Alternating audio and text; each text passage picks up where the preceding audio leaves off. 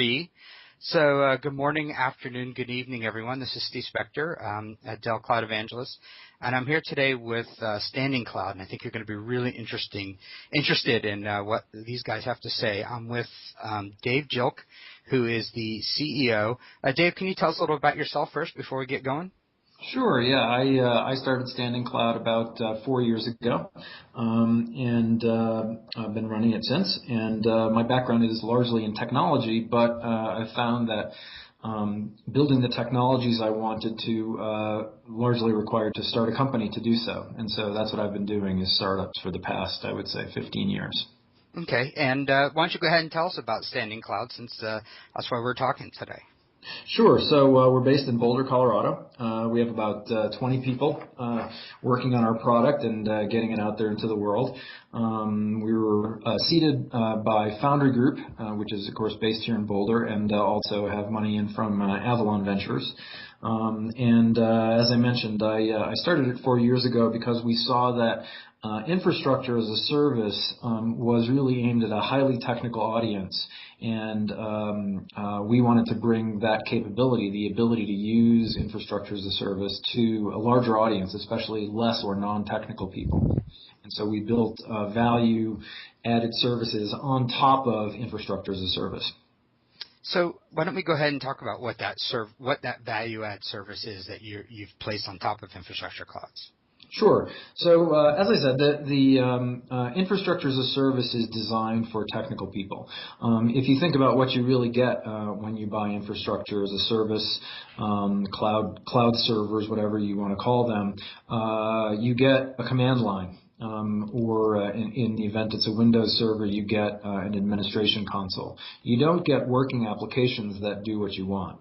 Now, there are various ways that some of the providers have made it possible to start up with an application that's already prepackaged, but that then begs the question, because you have the problem of management. For example, dealing with system backups, application upgrades, and of course, then there's the question of how do you scale it, which is one of the main reasons people want to be on the cloud. And so what we did was we built a user interface and an entire system of orchestration that does all the management that your best system administrator would do on his or her best day, and it does it consistently and reliably, and it keeps track of everything that's going on. We monitor our service and the services that we use very heavily so that we know when bad things are happening, and so we give the user an experience that is a lot like software as a service. But it's actually separately deployed software on a cloud server. So, great. So when I look at your website, one of the things it has is you have solutions for cloud service providers, for ISVs, for developers, for application. So it seems that you're built a solution for all the various types of customers, whether they be hosters or different things like that. Is that a correct way to look at it? Well, sort of, unfortunately, right? I mean, we have a lot of different target audiences, and so that makes it a little harder for us to deliver a clear message.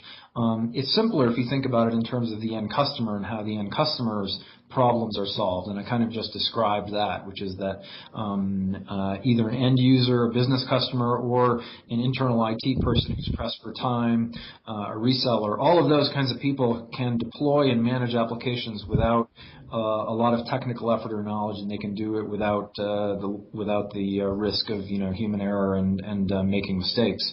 How we distribute it, though, is what you're really getting at. Yeah. And in essence, we do have several audiences there. One audience we really think of it as three main audiences, although the groupings may be a little bit suspect at times. One is the cloud service provider, so a company that has infrastructure as a service and offers it to the public, but would like to offer an application layer to its customers. Another category is people who ISVs, people who actually own software technology, and we have a number of customers in that area who use it first of all as a marketplace for their products, including other products that might synchronize well with theirs or integrate well, as well as getting it getting distribution to all the cloud providers that we work with. So those are kind of, someone once described that as two ends of the hourglass, which I think is a good analogy. There is, however, a third category, but it's a more general category, which we call them managed service providers. VARs might be another name for that. People who serve their clients in one way or another, but want tools to make their job easier and to make it easier to sell to their customers. And so we bring that together as well. Okay, so can you tell me about maybe one or two of your largest customers or partners to give the listeners an idea of how people are using your product? Sure.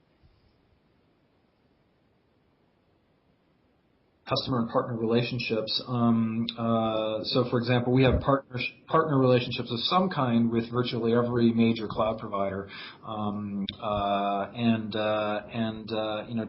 only a subset of those are actually customers of ours. Two customers that are worth mentioning that we've announced publicly are VPS.net and SingleHop. Both of them wanted a white-labeled storefront, meaning it was not branded Standing Cloud, it was branded for them, and delivered via a user interface that was at their level of preference. And so both of them are doing well with our service, our capability. They've added it. They've done exactly what I said, which is added an application layer for their customers who choose to deploy at the applications as opposed to servers. VPS did kind of a white label of our existing user interface. SingleHop actually built their own user interface on top of our APIs, and so you can kind of go either way.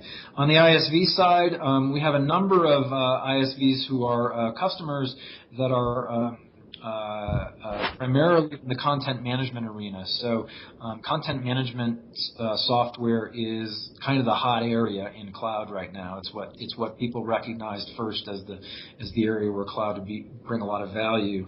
So we have a number of those customers. Also, we have a partnership with Liferay, which is one of the leading content management systems that's commercial. They have an open source and a commercial version, and we actually have a easy to deploy and manage way of setting up Liferay on any cloud. Well, great. So if I wanted to get some more information, I mean, obviously I can go to your website, which is standingcloud.com, which is pretty straightforward. Are there any events or any webinars or anything upcoming I can promote to people? Sure. I mean, we actually do a webinar about every, I believe they have regular webinars. We have them about twice a month, and then we do webinars on a regular basis with partners.